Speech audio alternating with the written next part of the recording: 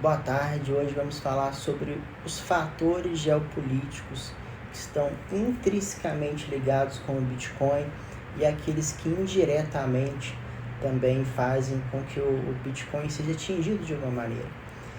Então, pessoal, assim como qualquer outro ativo, como qualquer outra commodity, a gente pode pegar aí, por exemplo, o próprio petróleo, muito desses ativos, principalmente os commodities, eles têm uma influência direta da geopolítica. Então, quando a gente pega, por exemplo, o petróleo, que ele passa por corredores muito importantes do mundo, a gente vai pegar a região aqui do Mar Vermelho, que a gente já vê que tem vários conflitos aqui ao entorno, a parte do Oriente Médio como um todo, a distribuição dele para o lado de lá da Ásia. Então, assim, toda vez que a gente pensa no ativo, a gente tem que pensar na questão da regulação, da adoção institucional, de possíveis restrições. A gente já passou com isso. Eu creio que a maioria de vocês se lembra, né? Quando houve a proibição lá em setembro de 2021, a China resolveu banir o Bitcoin, né? Ela resolveu que não poderia mais minerar o Bitcoin, não poderia mais fazer trade de Bitcoin. Então, até retornando numa parte do vídeo anterior, eu quero até deixar a recomendação de alguns livros.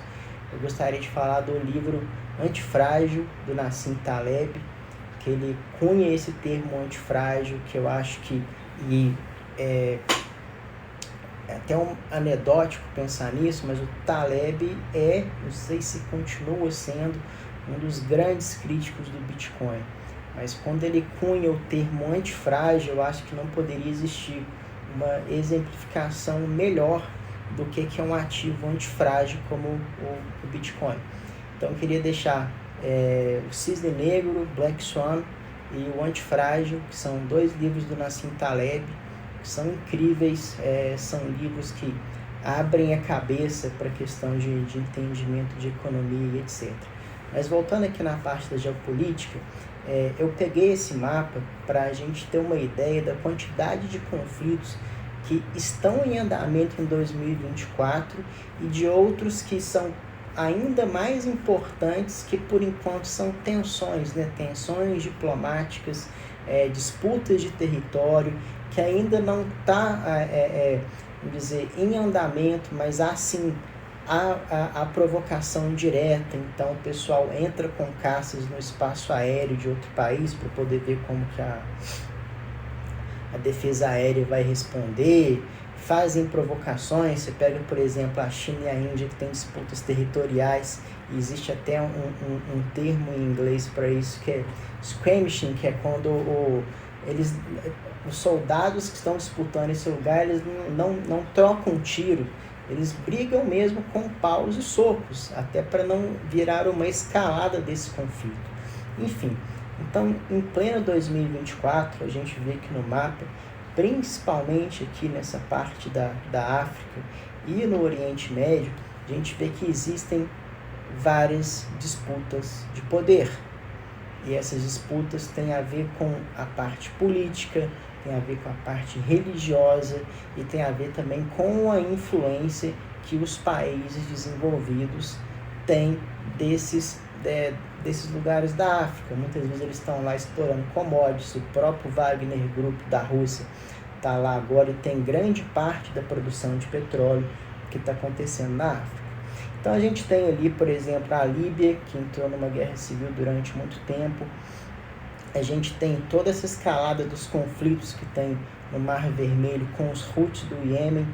E quando a gente pensa no Mar Vermelho, pessoal, a gente tem que pensar que 11% da cadeia global ali de comércio, 11% passa pelo Mar Vermelho.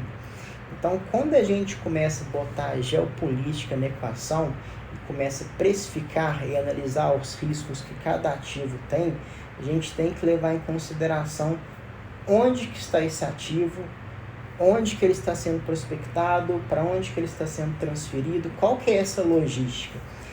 E eu quero trazer para vocês algo muito importante, voltando na proibição da China em setembro, que é a mineração do Bitcoin. Como todos vocês sabem, o lastro do Bitcoin é energia elétrica. Então, onde que estão os mineradores hoje? Para onde que foram os mineradores quando houve a proibição? Para onde irão os mineradores se a gente voltar de novo nos fatores geopolíticos? A gente está falando de política monetária, de instabilidade política, da própria segurança política, o risco, né?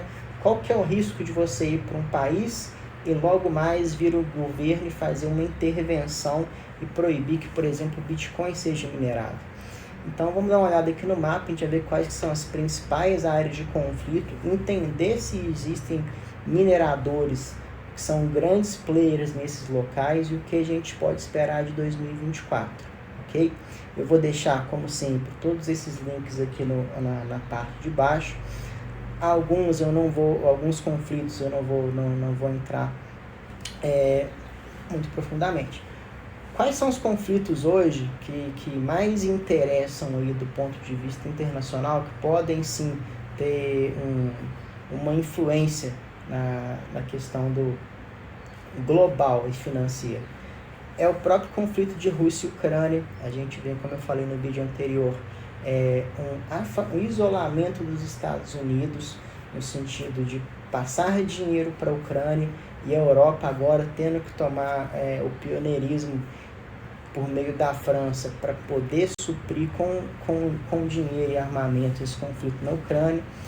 E estamos falando de um país, Rússia, que é sabido de ter muitos investidores de criptomoeda, de ter parte de mineração em criptomoeda, e onde se tem os maiores hackers, às vezes os maiores escândalos que acontecem no mundo de criptomoeda, vai ter alguma parte ali da Rússia, que é provavelmente também parte do Estado, parte do governo da Rússia, beleza? O outro, a gente está falando ali do conflito dos Houthis lá no Iêmen, que podem sim, imagina que os petroleiros que fazem essa rota aqui no Mar Vermelho, eles teriam que fazer lá pelo chifre da África para entregar petróleo. Então, isso são fatores que podem influenciar diretamente no sistema econômico global. E o outro que ainda não começou, mas está assim, eminência para acontecer, é o problema de Taiwan com a China, né? É muito irônico a gente pensar a China como uma enorme potência que não consegue dominar uma ilha a 100 km do seu território, uma ilha minúscula. Mas nessa ilha é onde várias empresas dos Estados Unidos, empresas de grande tecnologia, fazem microprocessadores, desenvolvem tecnologia ali. Então, essa região do sul da China, toda essa parte aqui que tá em vermelho no mapa, a China já tem feito essas provocações, às vezes coloca navios de guerra, ela criou várias ilhas artificiais e militarizou essas ilhas, porque é o quintal da China, é uma área que a China quer ter expansão geopolítica ali. Ela já teve em guerra com o Japão, com outros lugares ali do lado, e ela quer retomar parte desse território. Então esse conflito é um conflito que, na análise dos pensadores de relações internacionais, é um conflito que não deve acontecer para agora, mas no longo prazo é algo que pode acontecer e todos esperam que aconteça em algum momento. A gente não sabe se os Estados Unidos vai mandar um strike group para lá para coibir qualquer tipo de ameaça da China, mas cada dia a China dá um passo a mais nessa direção. E a gente vai pensar que por aqui, pessoal, né, o Mar do Sul da China, 22% do comércio global passa por aqui, e 60% do comércio marítimo da Ásia. Então, cara, qualquer problema que a gente tiver aqui, escalada de conflito, é aquele dia que a gente vai dar de cara, principalmente que as bolsas asiáticas elas abrem de madrugada, você vai acordar com aquilo ali tudo no vermelho. E como a gente falou anteriormente sobre macroeconomia, gera impacto diretos no mercado de renda variável, consequentemente no mercado de criptomoedas, tá? Então eu falo sempre que é muito importante a gente dar um zoom out no mapa, entender o que está acontecendo no mundo inteiro, porque O que faz qualquer ativo não, a maioria deles, ter valor é essa balança de poder que existe no sistema internacional. Ela está com mais certezas do que incertezas e com menos propensão a conflitos que vão gerar violência, tá bom? Então vamos abrir essa reportagem aqui de setembro de 2021, logo quando a China proibiu o Bitcoin de ser minerado, inclusive de fazer trade. Mais importante aqui, eu não vou conseguir botar, que eu precisaria de 2 telas, vocês abrirem aí no TradingView e ver que exatamente nessa data da semana que a China baniu criptomoedas, ela teve uma pequena queda e logo depois ela foi para o topo histórico. Então, assim, é mais uma evidência que eu tenho que é um ativo antifrágil, nesse termo que foi cunhado pelo Taleb, e que eu acho que todos vocês têm que conhecer esse termo, ler esses livros para poder entender um pouco do que é o Bitcoin no sistema internacional, o impacto que ele vai ter futuramente, inclusive como esse hedge da inflação que a gente falou no outro vídeo, ok? Vamos passar agora em relação a setembro de 2009 a janeiro de 2022, onde que estão distribuídos os mineradores de Bitcoin, tá? Então aqui nesse gráfico a gente tem o pontinho azul, Estados Unidos. Olha como os Estados Unidos está cada vez mais pegando posições nessa parte de mineração global. Inclusive com esse próximo halving que a gente vai ter agora em abril, eu li um artigo muito interessante que fala justamente sobre a centralização que está acontecendo nos mineradores. Então, antigamente, quando a gente pega mais aqui para trás, né, a gente era muito mais pulverizado.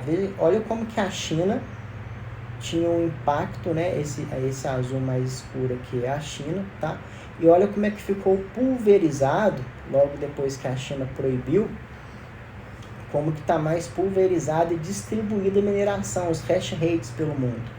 E o que acontece? Quando ele está mais descentralizado, menos a gente vai correr, inclusive, esses riscos geopolíticos de vários estados, né? Como tem vários estados, a gente tem menos risco de passar por essa agenda de restrição, de política monetária que pode afetar, política ambiental, ESG, todas essas bobeiras aí da agenda de 2030 que vão falar que o Bitcoin está consumindo a energia global, quando muito pelo contrário, o Bitcoin está numa busca por energia limpa e barata. Então, no longo prazo, inclusive, o Bitcoin vai ter um impacto muito positivo na questão ambiental, porque a gente está transformando a energia em cada vez mais renovável e cada vez mais barata. E o Bitcoin precisa disso para ele ser minerado. Então, voltando aqui, olha o risco que nós tínhamos quando o Bitcoin estava centralizado com a mineração na China. O hash rate, quase 70% do hash rate estava lá na China. Então a gente viu como que foi bom a China ter banido a mineração lá, porque claro que ela é feita agora, mas é feita pelo Estado chinês. Olha como que agora a gente está criando uma rede mais descentralizada. Porém, com o novo halving do Bitcoin, tende a ser um pouco menos descentralizado, porque muitos grandes players vão continuar no mercado, mas aquele pessoal que tem uma mineração menor, tá? Eles não vão conseguir competir com essa nova dificuldade por bloco, né? Da noite para o dia. Só se ele tiver, por exemplo, uma grande ação de disrupção tecnológica, que ele consiga manter a remuneração dele em Bitcoin, fora que a gente sabe que por enquanto não vai acontecer. Então a gente está caminhando para uma descentralização do Bitcoin. Então hoje a gente tem em 22, tá? 37% da mineração é feita nos Estados Unidos, 21% na China, 13% no Cazaquistão, 6% no Canadá, 4% na Rússia, tá? Os outros são um pouco menores e eu tenho até um outro gráfico aqui do lado, que é mais atualizado, com os dados melhores. Mas isso daqui a gente vai entendendo também, fazendo um zoom out do mapa, como que é importante ser descentralizado para a gente pulverizar esse risco geopolítico que a gente tem na mineração, ok? Muito interessante esse gráfico. Vamos olhar aqui para vocês verem. Na parte amarela, a gente não está falando da energia renovável. Renovável, não sei se vai dar para ver muito bem no vídeo, mas essa parte azulzinha, tá? Então, a gente vai ver, por exemplo, olha que interessante. Aqui ao lado, Islândia, Paraguai e a Noruega são os países que têm o maior share do mercado em energia limpa, minerando Bitcoin.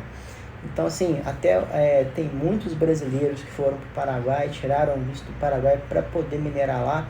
E olha que interessante, o Paraguai, 99,8% dos mineradores do Paraguai, eles usam energia renovável. E tende a ser o futuro a energia renovável para o Bitcoin. Como eu falei anteriormente, o Bitcoin busca, né, aumentar essa competição por energia mais barata, e com isso vai ter uma pulverização no mercado em busca do que é energia barata, porque hoje, de fato, o Bitcoin ele gasta mais energia para minerar do que 167 países. É muita coisa, mas no longo prazo isso daí vai ser pulverizado em busca de energia renovável. Vou deixar esse gráfico também aqui embaixo na descrição. Então, por exemplo, a gente tem, como a gente tinha visto anteriormente, Estados Unidos em primeiro, China em segundo e Cazaquistão em terceiro. Muito interessante, não está aqui, mas é a República da Geórgia, que é logo ao sul da Rússia, que também eles já entenderam isso há muito tempo e eles têm minerado bastante Bitcoin. Tá? Então, quando você pega países, por exemplo, e até empresas, acredito que dentro da China, dentro da Rússia, que estão embaixo desses regimes autoritários, eles vão buscar na mineração e no Bitcoin um hedge contra a política monetária do governo, um hedge contra a incerteza geopolítica, contra toda a incerteza que eles têm do ponto de vista do sistema internacional. Eles estão acumulando Bitcoin para não se tornarem reféns, porque a gente sabe que, por exemplo, a China e a Rússia, por exemplo, a Rússia estava querendo impor a Europa a negociar gás natural e petróleo em rublos. A China tem essa ideia de poder negociar as commodities dela no iene, mas a gente sabe que nesses estados autoritários é uma questão de uma canetada para isso de fato poder acontecer, né? Já aconteceu nos Estados Unidos também, quando os Estados Unidos expropriou o ouro de muita gente. Então, o Bitcoin ele é mais uma moeda, mais um hedge contra essa incerteza geopolítica, tá bom? Vou deixar aqui também do Geneva Academy para vocês verem a quantidade de conflitos que estão em andamento no mundo, tá? A gente fala aqui do Oriente Médio e Norte da África, tem 45 conflitos armados. Na África abaixo subsaariana, mais 35 conflitos armados. Na Ásia, 21 conflitos armados. Na Europa, 7 conflitos armados. América Latina, 6 conflitos armados. Então, quando a gente pega o mapa e começa a entender que, por exemplo, olha, aqui na Rússia tem mineração de Bitcoin, no Cazaquistão tem mineração de Bitcoin, na China tem mineração de Bitcoin, tem aqui nos Estados Unidos, agora tem no Paraguai, tem aqui na Noruega. Quando a gente abre no globo e a gente começa a entender que a geopolítica pode influenciar nisso como um todo, a geopolítica tem que ser mais um fator que a gente vai usar para médio e longo prazo, a gente tentar se proteger de possíveis escaladas dos conflitos. Então a gente pega aqui, por exemplo, na Ucrânia, que é um conflito muito importante, porque a Rússia ela supra a Europa com gás, supra a Europa com petróleo, e vão acontecendo algumas coisas, de novo, que vou chamar Nassim Taleb aqui para poder dar o exemplo do Cisne Negro, que é justamente aquele evento que ninguém esperava, mas quando o Trump era presidente, ele em discurso, né, lá na zona do euro, ele falou para o pessoal que eles deveriam diminuir essa dependência do gás e do petróleo russo. E tem um vídeo do pessoal rindo da cara dele. O que aconteceu? Hoje os europeus estão pagando uma conta caríssima por isso, eles explodiram Nord Stream 1 e Nord Stream hoje, aqui no norte da Europa, que eram as redes que distribuíam gás e petróleo para a Europa. Então, quando os políticos eles não pensam na geopolítica e na questão estratégica de você ter que ser, às vezes, independente de alguns recursos, ou então buscar novas parcerias estratégicas para poder ser independente desses recursos, tudo isso vai fazer influência de preço, tudo isso vai fazer a sua comida ficar mais cara.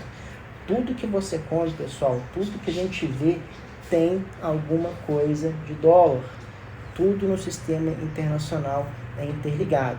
Então a gente tem que ficar de olho no que está acontecendo aqui no conflito da Europa. A gente tem que ficar de olho no que vai acontecer daqui para frente no conflito aqui no Mar do Sul da China com Taiwan. A gente está falando de vários parceiros ocidentais, Japão, Austrália aqui embaixo. Essa região aqui toda, Vietnã, Laos, Tailândia, são lugares que grande parte do mercado ocidental faz a manufatura lá, porque a mão de obra é mais barato. Então, novamente, a geopolítica é vital para a gente conseguir ter um entendimento do preço do Bitcoin. Um outro livro que eu estou lendo, que eu estou achando sensacional, A Guerra de Ian Morris, interessantíssimo. Pega até uns pontos de um outro livro que eu quero mostrar para vocês que é fantástico, que é Better Angels of Our Nature, do Steven Pinker, que é incrível, mas no livro do Steven Pinker ele mostra para a gente que cada vez mais a sociedade está menos violenta, por mais que a gente pense, poxa, mas tem mais de 100 conflitos em andamento no sistema internacional. Sim, mas antigamente era muito maior, morriam muito mais pessoas. E parte interessante disso tudo é que a partir do momento que os mercados então estão interligados, a gente começa a coibir certos conflitos. Se eu preciso do país para conseguir mandar as peças do que eu vendo, a tendência de eu entrar em conflito com ele é menor, porque todos estão tendo um ganho. Então, como sempre, né, o capitalismo, o livre mercado, é a melhor maneira da gente conseguir ter um equilíbrio, né, do sistema internacional, de não ter guerras, mas a geopolítica está aí. A gente sabe que todos os recursos são escassos e que a gente se posicionar em ativos que vão servir como um hedge nesses tempos de tempestade, e que é um ativo que ele te dá a possibilidade de você ter autocustódia dele, de você não depender de um banco, por exemplo, eu acho que é o melhor meio de todos, né? Então, como eu falei anteriormente, a gente está aí no meio da maior revolução financeira da história. Então foi isso daí. Se alguém tiver alguma dúvida em relação ao que a gente abordou nesse vídeo, pergunta aqui embaixo. Se gostou, dá o curtir aí pra gente e coloca embaixo qualquer outro tópico que você acha que seja abordado, tá bom? Obrigado!